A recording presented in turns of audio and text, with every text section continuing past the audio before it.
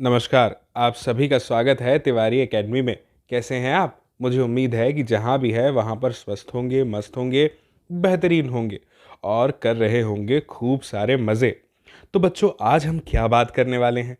आज हम बात करेंगे कक्षा 5 में आपकी हिंदी की पाठ्य पुस्तक में आने वाले अध्याय 16 की, जिसका शीर्षक है पानी रे पानी। तो चलिए फिर देरी नहीं करते और कर देते हैं इसे पढ़ना अभी शुरू। तो चलिए सबसे पहले देखते हैं कि इस अध्याय में क्या कुछ दिया है। भाई, इसे समझाने के पहले मैं आपको एक छोटी सी जानकारी देना चाहूँगा। आपको पता तो है ना कि पानी का रास्ता कहाँ से होकर कहाँ तक जाता है। आपने नदियों के बारे में सुना होगा। हमें इस अध्याय के अंत में नदियों की कई आकृतियों के बारे में, उनकी विशेषताओं के बारे में जानने का मौका मिलने वाला है। और इस अध्याय में हमें पानी के हर रास्ते के बारे में पता चलने वाला है। हर जगह के पानी की जानकारी हमें इस अध्याय में मिल ही जाएगी। चाहे वह ज़मीन के नीचे का पानी हो या ज़मीन के ऊपर का पानी हो, चाहे वह नदियों का पानी हो या फिर कुओं तालाबों का पानी हो या फिर नलकों का पानी हो या हैंडपंपों का पानी हो, सभी के घरों में आने वाला पानी हो या फिर घरों से होकर बहकर नदियों में मिल जाने वाला पानी हो, सभी की जानकारी हमें इस अध्याय में मिलने वाली है। तो भाई, इतनी सारी जानकारी को पढ़ने की शुरुआत हमें झटपट कर देनी चाहिए। तो चलिए करते हैं और देखते हैं सबसे पहले क्या लिखा है। लिखा है, कहाँ से आता है हमारा पानी और फिर कहाँ चला जाता है हमारा पानी। हमने कभी इस बारे में कुछ सोचा है? सोचा तो नहीं होगा शायद, पर इस बारे में पढ़ा जरूर है।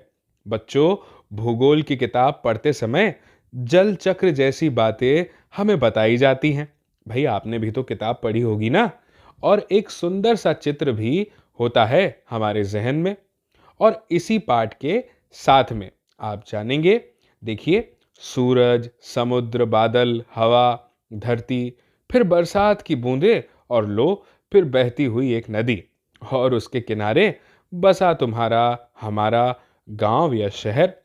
बच्चों, चित्र के दूसरे भाग में यह नदी अपने चारों तरफ का पानी लेकर उसी समुद्र में मिलती हुई दिखाई दे जाती है। और इतना ही नहीं, कुछ तीर भी बने रहते हैं। समुद्र से उठी भाप बादल बनकर पानी में बदल जाती है। फिर क्या होता है? इन तीरों के सहारे जल की यात्रा एक तरफ से शुरू होकर समुद्र में वापस मिल जाती है। जल चक्र हो जाता है पूरा। भाई, ये जल चक्र के चित्र का वर्णन था।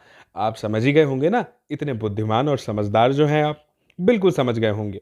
पानी कैसे जमीन से होकर के सूरज के ताप से भाप बन के बादलों में जाता है और फिर किस तरह से ठंडा होकर बादलों से बारिश के माध्यम से पहाड़ों से होकर नदियों में और तालाबों में और ज़मीन पर बरसकर वापस से जल बन जाता है। ये पूरे जल चक्र की कहानी है।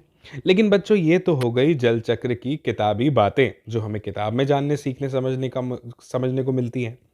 लेकिन अब तो हम सबके घरों में, स्कूलों में और माता पिता के दफ्तरों में, इतना ही नहीं बच्चों, कारखानों और खेतों में पानी का कुछ अजीब सा चक्कर सामने आने लगा है ना? चलिए इसे और समझते हैं। बच्चों, नलों में क्या है ना, पूरे समय पानी नहीं आता। नल खोलो तो उससे पानी के बदले सूसू की आवाज आने लगती है। और पानी आता भी है तो बेवक्त, कभी इस समय तो कभी उस समय, कभी दिन में तो कभी रात को। बच्चों, कभी देर रात को तो कभी भोर सवेरे। मीठी नींद छोड़कर घर भर की बाल्टियां, बर्तन और घड़े भरते फिरो। और पानी को लेकर कभी कभी कहीं कहीं आपस में तू तू मैं भी होने लगती है, यानी छोटी मोटी बहस, छोटा मोटा झगड़ा। और बच्चों, रोज रोज के इन झगड़े और टंटों से बचने के लिए कई घरों में लोग नलों के पाइप में मोटर लगवा लेते हैं। इससे क्या होता है? कई घरों का पानी खिंचकर एक ही घर में आ जाता है। और यह तो अपने आसपास का हक छीनने जैसा काम हो गया। जिस पानी पर सबका अधिकार हो, अगर उनका भी पानी हम मोटर लगाकर खुद ही खींच ले, तो भाई ये तो नाइंसाफी हुई ना। लेकिन बच्चों, मजबूरी मानकर इस काम को मोहल्ले में कोई एक घर कर बैठता है और फिर यह प्रक्रिया शुरू हो जाती है। फिर और कई घर यही काम करने लगते हैं। बच्चों, पानी की कमी और बढ़ जाती है और शहरों में तो अब कई चीज़ों की तरह पानी भी बिकने लगा है। यह कमी गांव शहरों में नहीं, बल्कि हमारे प्रदेशों की राजधानियों में और दिल्ली, मुंबई, कोलकाता, चेन्नई और बेंगलोर जैसे बड़े बड़े शहरों में भी लोगों को भयानक कष्ट में डाल देती है। सोचिए आप, देश के कई हिस्सों में तो बच्चों अकाल जैसी हालत बन जाती है। यह तो हुई गर्मी के मौसम की बात, लेकिन बच्चों बरसात के मौसम में क्या होता है? लो, सब तरफ पानी ही बहने लगता है। हमारे तुम्हारे घर, स्कूल, सड़कों, रेल की पटरियों, इन सब पर पानी भर जाता है और देश के कई भाग बाढ़ में डूब जाते हैं। बच्चों, यह बाढ़ न गांव को छोड़ती है और न मुंबई जैसे बड़े शहरों को। कुछ दिनों के लिए सब कुछ थम जाता है, सब कुछ बह जाता है। ये हालात हमें बताते हैं, क्या बताते हैं? कि पानी बेहद कम हो जाना और पानी का बेहद ज्यादा हो जाना, यानी अकाल और बाढ़, एक ही सिक्के के दो पहलू हैं, नहीं क्या? भाई, कभी बाढ़ आ गई, कभी अकाल पड़ गया। और यदि हम इन दोनों को ठीक से समझ सके बच्चों, तो संभाल ले, तो इन कई समस्याओं में हमें छुटकारा इन कई समस्याओं से मिल जाएगा। बच्चों, चलो थोड़ी देर के लिए हम पानी के इस चक्कर को भूल जाते हैं और याद करते हैं अपनी गुल्लक को। भाई, गुल्लक तो आपको पता है ना क्या होती है? मिट्टी की बनी हो सकती है, टीन की बनी हो सकती है, जिसमें आप अपने पैसे जमा करते हैं। तो जब भी हमें कोई पैसा देता है, हम खुश होकर दौड़कर उसे झट से अपनी गुल्लक में डाल देते हैं। 1 रुपया, 2 रुपया, 5 रुपया, कभी सिक्के तो कभी छोटे बड़े नोट, सब इसमें धीरे धीरे जमा होते जाते हैं। फिर जब कभी हमें कुछ पैसों की जरूरत पड़ती है, तो इस गुल्लक की बचत का उपयोग हम कर लेते हैं। बच्चों, हमारी यह धरती भी इसी की तरह खूब बड़ी गुल्लक है। मिट्टी की बनी इसी विशाल गुल्लक में बच्चों प्रकृति वर्षा के मौसम में खूब सारा पानी बरसाती है और तब रुपयों से भी कई गुना कीमती इस वर्षा को हमें इसी बड़ी गुल्लक में जमा कर लेना चाहिए बच्चों।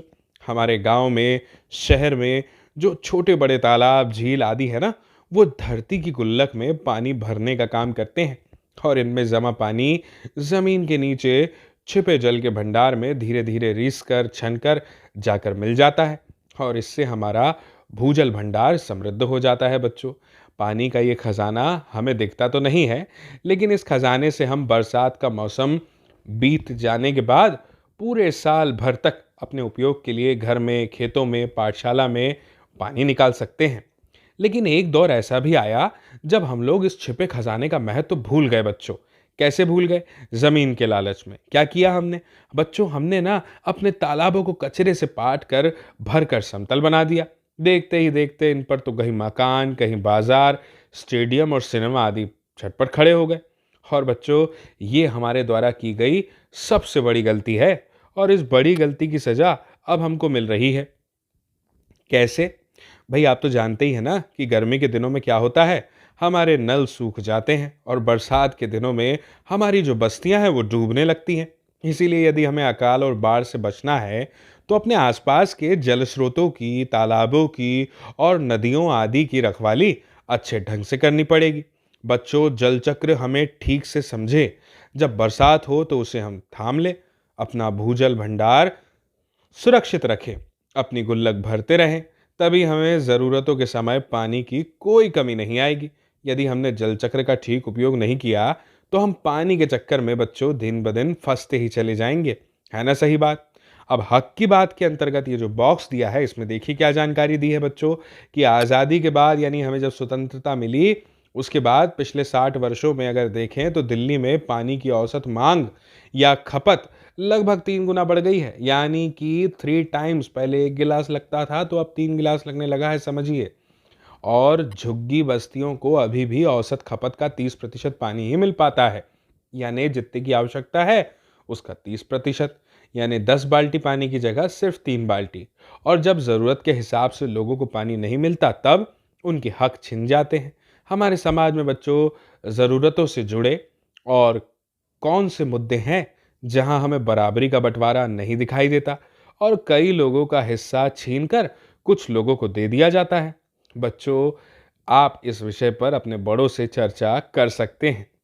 चलिए, अब नदी के सफर की बात करते हैं और जानते हैं कि आखिर नदी हमें कितना कुछ सिखाती और बताती है। और नदी के अलग अलग हिस्सों पर पहुंचने पर वो कैसी कैसी आकृतियां बनाती हैं, अभी जान लेते हैं। बच्चों, किसी भी नदी की शुरुआत ऊंचे स्थान जैसे कि पहाड़ हो गया वहीं से होती है, और नदी में जो पानी है वो झरने से, झील से, बारिश से या फिर बर्फ यानी हिम के पिघलने से आता है।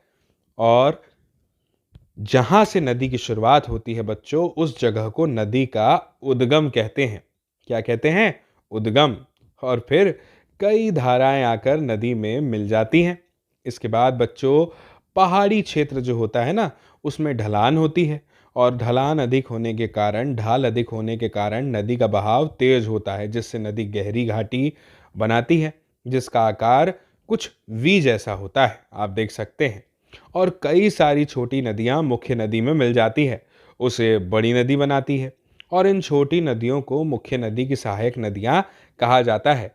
यानी अगर ए, बी और सी तीन छोटी नदियां एक बड़ी नदी डी में आकर के मिल जाएगी, तो हम ए, बी और सी यानी छोटी नदियों को उस बड़ी नदी यानी डी की सहायक नदी कहेंगे।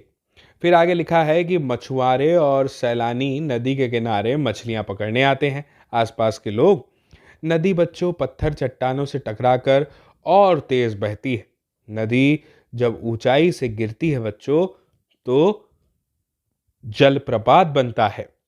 और सुनिए, यह स्थान जहां नदी समुद्र में मिलती है उसे नदी का कहते हैं बच्चों मुहाना। और इतना ही नहीं, नदी अपने साथ खूब सारी रेत और मिट्टी भी लेकर के आती है। और बच्चों, नदी समुद्र में मिलने से पहले अपनी रेत और मिट्टी समुद्र किनारे पर छोड़ जाती है। जब कम ढाल होने के कारण बहाव बहुत कम हो जाता है, तो नदी घुमावदार रास्ते बनाती है, जिसे नदी विसर्प यानी मियंडर कहते हैं बच्चों। और नदी यहाँ पर गहरी और चौड़ी होती है। बच्चों, मुझे उम्मीद है कि आपको ये जानकारी बहुत अच्छे से समझ में आई होगी। और इतना ही नहीं, ये जो पानी वाला अध्याय हमने पढ़ा कि पानी रे पानी, ये भी आपको समझ में आया होगा। तो बस आप देर मत कीजिए और अभी इस वीडियो को अपने दोस्तों के साथ शेयर कर दीजिए, ताकि वे लोग भी देख पाएं इस वीडियो को और समझ पाएं इतनी महत्वपूर्ण और ख़ास जानकारी को। बाकी मेरी फिर आपसे जल्दी मुलाकात होगी बच्चों, अगली नई जानकारी के साथ, नए अध्याय में, नए वीडियो में। और तब तक के लिए आप सभी को मेरा नमस्कार।